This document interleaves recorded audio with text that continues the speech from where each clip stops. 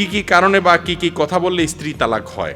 স্ত্রীকে যদি আপনি তালাক দিয়েছেন, তোমাকে তালাক দিলাম, দিছি, বাংলায়ও যদি বলেন যে তোমাকে আমি ছেড়ে দিলাম, তাহলে কি হয়ে যাবে? তালাক হয়ে যাবে। এমন কি যদি আপনি তালাকের নিয়ত করা ছাড়াও বলেন, কিন্তু যা বলছেন তা জেনে শুনে বলছেন, আপনি পাগল না, পাগল হয়ে গেলে ভিন্ন কথা, মাফ। কিন্তু সুস্থ মস্তিষ্ক সম্পন্ন মানুষ যদি স্ত্রীকে তালাক দিছে বলে, তাহলে কি হয়ে যাবে? তালাক হয়ে যাবে। এটা একটা ডেঞ্জারাস কাজ। ইসলামের অন্য সমস্ত কাজ নিয়ত না থাকলে হয় না, কিন্তু তালাকটা এরকম যে আপনি যদি মজা করতে করতে, দুষ্টামি করতে করতে স্ত্রীকে বলেন তোমাকে তালাক দিলাম, তালাক হয়ে যায়। আমার কথা না, রাসূল করিম সাল্লাল্লাহু আলাইহি সাল্লামের কথা। তিনি বলেছেন, সালাসুন জিদ্দুহুন্না জিদ্দুন ওয়া হাজলুহুন্না জিদ্দুন। তিনটা কাজ আছে, সিরিয়াসলি করলে যা হবে, দুষ্টমি করে করলেও তা হবে। এই জন্য ডেঞ্জারাস একটা বিষয় তালাক।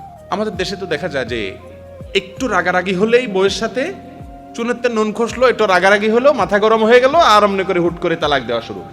শুধু কি তালাক দেওয়া, আমি তো শুনি যে হাজার হাজার তালাক দেয়। বাইন, বাগুন, বেগুন, তালাক, মোগাল্লাজা, 3 তালাক, 3000 তালাক, স্ত্রীর তালাক, স্ত্রী 14 গোষ্ঠীর নাম ধরে সবাইরে তালাক দেয়। এই মূর্খতা আমাদের সমাজে আছে না নাই? রাগের চেটে তালাক দিয়ে দিবেন, তালাক হয়ে যাবে।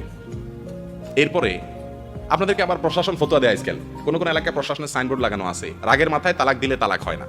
হাইকোর্ট রায় দিছে, ফতোয়া দিবে মুফতিরা, এখন ফতোয়া সবাই দেয়। আরে রাগের মাথায় তালাক দিলে তালাক হবে কি হবে না, এটা তো মুফতি সাহেব বলবে। আর তালাক কি মানুষ মহব্বত করতে করতে দেয়?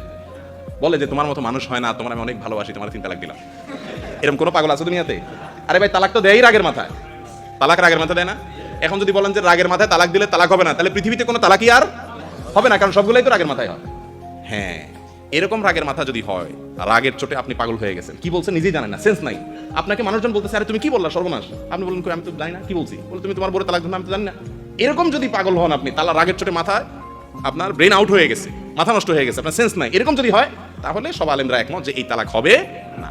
কিন্তু আপনি কি বলছেন সেটা জানেন, দিয়া এরপরে আফসোস করতেছেন, কাজ হবে না। এটা হলো ছুরির মতো, বুক দিয়া ছুরিটা ঢুকাই দিয়েছেন, এরপরে জিব্বা কামড়াচ্ছেন, হ্যাঁ সরি সরি সরি। এই সরি সরি বললে কি লোকটা বেঁচে যাবে? ঠিক একইভাবে তালাক দেওয়ার পরে এরপর আফসোস করলে আর কাজ হবে? এই জন্য আমি সবসময় বলি, বিয়ে করার আগে তালাকের মাসালা শিখবেন।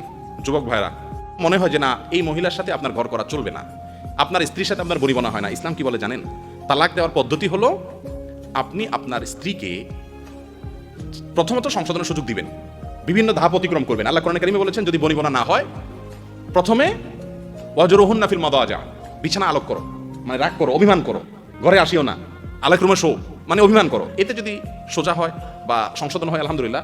যদি এতেও সংশোধন না হয়, তাহলে ফাবাসু হাকামাম মিন আহলিহি ওয়া হাকামাম মিন, দেখে তারা মিলানোর চেষ্টা করবে, সংশোধন করানোর চেষ্টা করবে। ফিজিক্যাল রিলেশন করার আগে তালাক দিতে